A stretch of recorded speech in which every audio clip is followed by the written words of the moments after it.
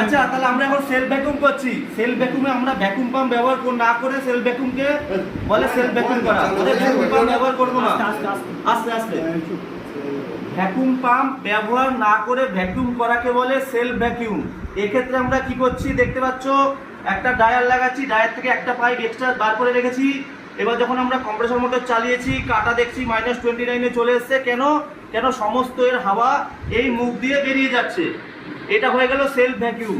এই অবস্থায়, রানিং অবস্থায় মুখটাকে আমরা চিপে দিয়ে বা পিঞ্চ করে ঝালাই করে দেবো। তো এই পদ্ধতিটাকে বলে সেলফ ভ্যাকুয়াম। যদি কোনো কারণে আমাদের ভ্যাকুয়াম পাম্প খারাপ হয়ে যায়, আমরা এই টেকনিকটা ব্যবহার করতে পারি। এখানে আমি একটা ক্যাপিলারি পাইপ এক্সট্রা দিয়ে দিয়েছি, এর বদলে আমরা একটা নন লিটার ভাল্বও দিতে পারি। ভাল্ব দিয়ে আমরা এই যে এরকম টাইপের ভাল্ব দিয়ে দিলাম, হাওয়া বেরিয়ে গেল, মুখটাকে বন্ধ করে দেবো। এই ক্ষেত্রে আমার ভাল্ব দিইনি বলে আমাকে মুখটা ঝালাই করতে হচ্ছে। এই ভাল্ব যদি দিতাম তাহলে মুখটা আমার ঝালাই করতে হতো না, শুধু ভাল্বটা লাগিয়ে দিলেই হয়ে যেত। বুঝতে পারলাম?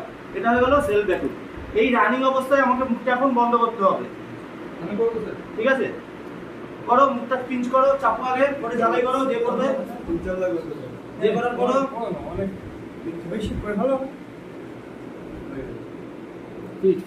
তাহলে সেলফ ভ্যাকুয়াম দেখলে তো? হ্যাঁ, বাস করো, ঝালাই করবো, ঝালাই তো করতেই হবে, যে কোনো একজন করো।